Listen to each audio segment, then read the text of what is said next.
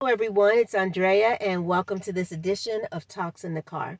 Have you ever been in a place where you question God, why did you allow this to take place?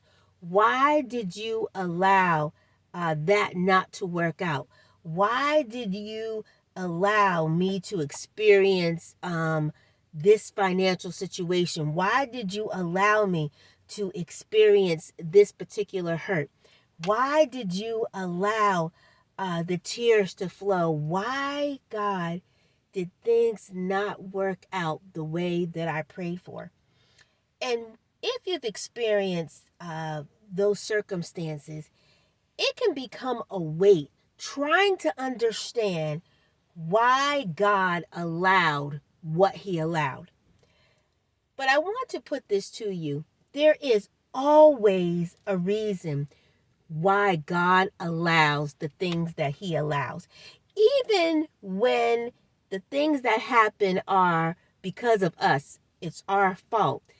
God sometimes still allows things to play out to teach us a lesson, to show us different things. Sometimes He allows things to take place in our lives as our protection, but a protection that we don't even know that we need. Over the last couple of months, I had been in a place where I was just questioning, God, I'm in this particular space.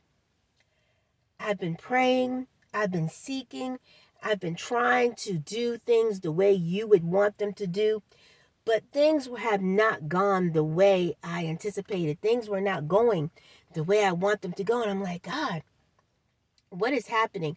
Why are you allowing me to feel and to experience certain things in repeat?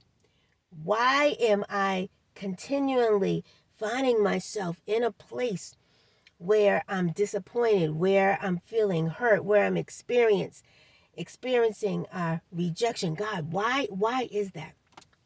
And so as I began to think about that and ponder that, uh, God started to open my eyes to see certain things.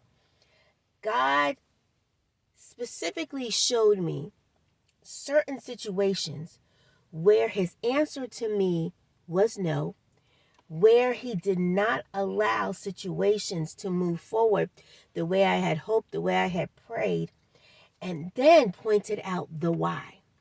And as I began to experience the why and see the why God said no, the reason why God said not this particular situation, not this particular person, as I began to see that, all I could do was say, God, I thank you.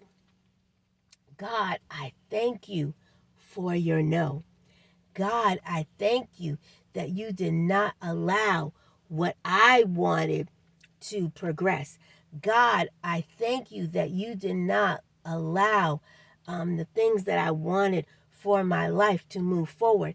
Because as God was showing me different points, I could see where the hurt that I experienced in Him saying no was far less than what would have taken place had He said yes.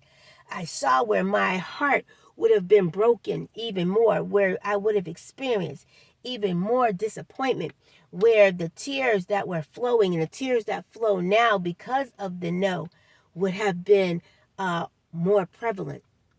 And so I want to encourage you today that even when God says no, even in the hurt of the no, there is grace in God saying no. There is protection in God saying no.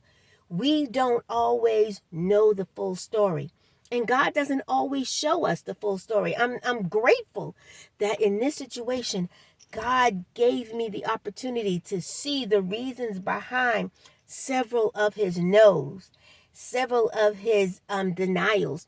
I saw those reasons and I was able to raise my hand and be grateful for His no. That doesn't always happen.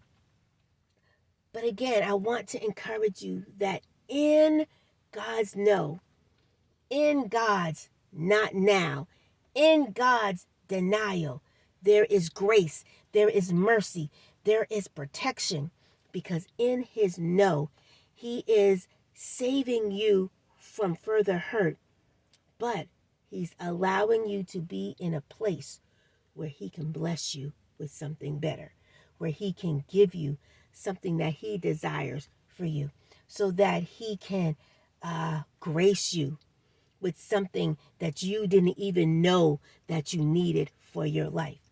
So I encourage you, in your tears, in your question, in your not understanding, just know that God's no, God's denial is not to hurt you. It's not to destroy you, but it is to protect you and to keep you covered and to keep you protected until his yes is made available to you. You have a wonderful, wonderful rest of your day, and we will see you next time on Talks in the Car.